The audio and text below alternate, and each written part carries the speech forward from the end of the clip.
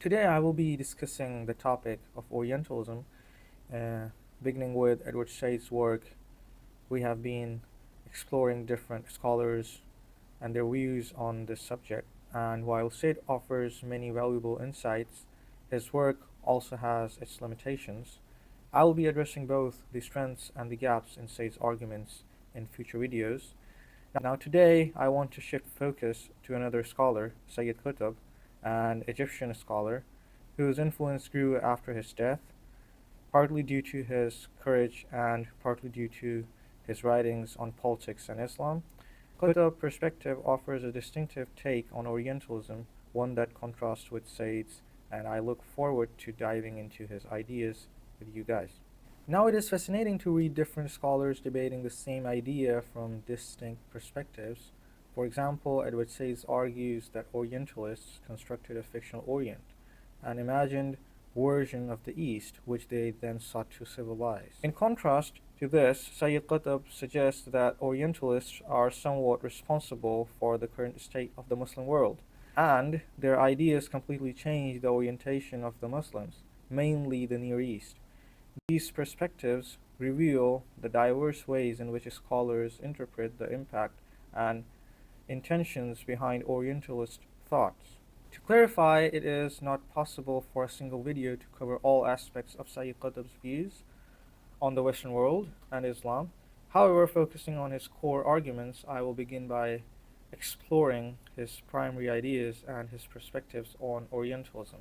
Before addressing Qutb's views on the West, it is essential to understand his concept of Jahiliyyah, a term he uses frequently when discussing the modern world. In the opening chapters of Milestones, his definitive and I think likely his last major influential work, Qutb argues that for a Muslim community to survive, it must have clear understanding of its guiding principles and ultimate goals. This foundational awareness, he suggests, is the minimal requirement for situating an authentic Islamic society. It's uncertain how much contemporary Muslims adhere to Sayyid Qutb's ideas, and it's likely that many do not fully embrace his views. Numerous scholars and thinkers have also criticized his concept of an Islamic state, or what is envisioned as a truly civilized society. Nevertheless, his impact on Egyptian politics was undeniably significant. Qutb's central idea is that the Quran, considered by Muslims as the Word of God, must be understood in the context of the stages in which it was revealed. His main reasoning for this approach is to grasp the true nature of jihad. He argues compellingly that jihad is not a passive concept, but an active force within Muslim society, which I found to be particularly intriguing perspective. According to Qutb, jihad is neither a defensive war nor a purely defensive movement, a definition he views as narrow and imposed by Orientalists, who he argues have misled Muslims into a distorted understanding of this concept. He asserts that the Quran clearly advocates for jihad against those who perpetuate tyranny and submit to forces other than God. In Qutb's views, societies shaped by Orientalist interpretations rather than by the teachings of the Quran are part of Jahiliyyah, an uncivilized state marked by corruption in its action and principles. Qutb presents an intriguing and interesting argument that I also found interesting up to some extent, and it is, if jihad were merely a defensive act or a passive struggle against wrongdoing, then why did early Muslim leaders like Abu Bakr and Umar send armies to confront the Roman and Persian empires when there was no need to do so? If people believe that jihad is solely a defensive act, then how can the sending of armies to new lands be seen as an act of defense? According to Qutb, these campaigns aim to establish true freedom, asserting that only God is to be worshipped and that no hierarchy or ranks exist among people. This, he argues, is the essence of jihad, an active effort to uphold a society free from oppression and idolatry. He argues that the interpretation of jihad as merely an act of defense, a view that many Muslims find appealing and that garners some acceptance in the West, is not derived from the Quran. but rather than from Orientalist scholars. He contends that these scholars impose their own definition, which aligns with Western cultural norms, and that for time Muslims adopted this understanding, seeing Western culture as superior and conforming to a definition of jihad that pleases the Orientalist perspective. In other words, jihad is a force intended to cleanse civilization of corruption, embodying the principles of fighting solely for the sake of Allah. The need for jihad persists and will continue to persist regardless of whether defensive conditions exist, as it is not merely a defensive measure but an active, ongoing commitment.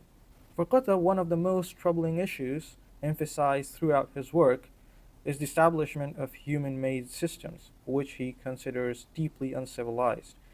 In these societies, people submit to the authority of those in power, while God's presence is removed from all areas of life.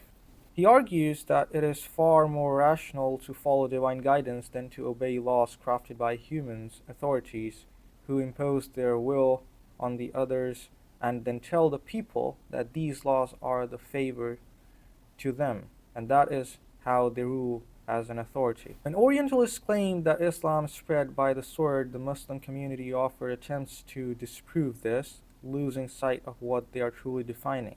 According to Qutb, this failure stems from viewing Islam through an Orientalist lens rather than through divine guidance.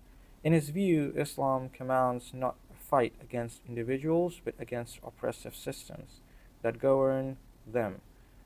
Its aim is universal freedom, freedom from man-made laws and a return to guidance under the Quran or the divine laws. Now, Qutb acknowledges that throughout history, when Muslims were restricted from jihad, as noted by many historians, it was a matter of strategy rather than principle. To truly understand the Quran, he argues it is essential to read it in the context of historical explanations and the hadith literature, which prove the necessary framework of interpreting its message. In his opinion, all existing so-called Muslim societies are uncivilized. This is based on his belief that Muslims view their religion as merely theoretical, rather than as a practical way of life. According to Qutb, most of the laws in Muslim-majority countries do not align with the guidance found in the Quran. He argues that Islam's true role is one of leadership, and only under the complete authority of Quran can a society be truly justifiable. He discusses oppression, drawing parallels with the days of ignorance in Arabia, where oppression was seen as necessary to escape oppression. He raises an intriguing question regarding the early Muslim conquest. He asks whether anyone can truly believe that Abu Bakr, Umar, and Uthman would have been content to let the Roman and Persian empires remain undisturbed if they were not concerned about the spread of Islam. According to Qutb, before spreading the message of Islam, there needed to be a force to remove these obstacles in the way. Ultimately, he argues that people are free to accept or reject Islam, but Muslims have a duty to dismantle the systems that dominates and control the minds of the people. Qutb also addresses what it means to be considered a civilization. In his view, Islam represents a true civilization, while all others are uncivilized. However, he explicitly grapples with defining civilization, acknowledging that the Western concept of civilization has a significant influence, one that is foreign to Muslims. According to Qutb, when Muslims engage with Orientalists, they often try to define their societies based on the standards of Western civilization. This, he argues, is where they fail. He argues that the backwardness of the West is evident in its obsession with material possessions and its lack of force of human character. He believes that an Islamic society, if established, would be superior because it would prioritize the development of virtues characterized in individuals. Interestingly, as I have observed, many Muslim writers, including Qutb, see it as an essential to criticize communism, often regardless of the full understanding of it, while also extending their criticism to systems like capitalism. In Qutb's writings, we see him acknowledging the contribution of European civilization to science but he quickly shifts to argue that the scientific method actually originated within the Islamic empires and was later adopted by Europeans. Interestingly, much of the scholarship on these topics seems to overlook the influence of earlier civilizations, like the Greeks, Persians, and Romans, from whom many ideas thought to be developed by Muslims were initially derived. Qutb's view of the West as uncivilized has an empirical basis in his personal experience studying in the United States. In his writings, he argues that American society is morally corrupt, containing elements similar to those found in pre Islamic Arabia. He asserts that it is the duty of Muslims to eradicate this corruption, with jihad as the necessary means to achieve this goal. Returning to the topic of Orientalism, it is evident in Qutb's writings that he rejects the idea that the West could ever offer true civilization to others, as he views Western society itself as fundamentally corrupt. When we compare this notion with Edward Said's ideas, understanding Orientalism become more complex. Both Said and Qutb were closely familiar with Egypt, having spent years living there, yet they approached the West from obviously different perspectives. While both are critical to Western influence, their methods and interpretations of the West diverge significantly. Said, who moved to America and built his profession there, did not view it as entirely uncivilized. Instead, he questions whether America and Europe ever truly understood the East before attempting to impose their visions of civilization upon it. Rather than outright rejection, Said critiqued the Western assumption that its model of civilization is universally applicable. In contrast to this, Qutb, who spent most of his life in Egypt and became deeply involved in Egyptian politics, saw the West as entirely uncivilized. For him, even Muslim countries were uncivilized as they failed to fully adhere to the teachings of the Quran. Let us now explore what Orientalism truly means and consider whether it has a specific definition or if it is simply a term used to criticize the West. Just as we have Occidentalism, which can serve a similar function, it's worth questioning whether these terms carry clear meanings or are primarily rhetorical tools. In Said's writings, we see an acknowledgement that the West possesses a civilization, otherwise it could not attempt to impact its values to other societies. However, in Qutb's views, the Western civilization is itself uncivilized, as he linkens it to the morally corrupt state of pre-Islamic Arabia. The key point to understand here is the different stages of development that Said and Qutb discuss. Said, writing after Qutb, and sharing a similar life experience of living in both West and Egypt, concluded that there is indeed something uncivilized in the Western approach. He argued that the West created an extensive body of knowledge about the East, yet this knowledge was often entirely foreign to the people it purported to describe. On the other hand, Qutb contends that the dominance of Western intellectual traditions and scientific achievements has led to widespread ideological conquest, one that must be dismantled within the minds of Muslims. Said, when discussing Orientalism, approaches it from a humanistic perspective, critiquing Western constructs of the East. In contrast, Qutb, an Islamic political thinker, frames his arguments through his own ideological and lived experiences, emphasizing the need to resist Western influence. However, the important question to ask is how Qutb developed his understanding of the Western world. Was it solely his visit to America that led him to label the entire West as uncivilized, or as Said suggests in his works about the laboratory in the West? Was there an intellectual laboratory within the East itself that shaped these views? While researching Western perceptions of the East and at the same time reading Eastern's perspectives of the West, I found myself confused about what each side was truly arguing. The Eastern views, and let us set aside the questions of whether Alexander was truly great or not, or such questions, but in the Muslim tradition, the majority of scholars explicitly argue the Western and European civilization is godless or irrational. Many things do stem from inaccurate traditions or commentaries, which is nothing new in Muslim history.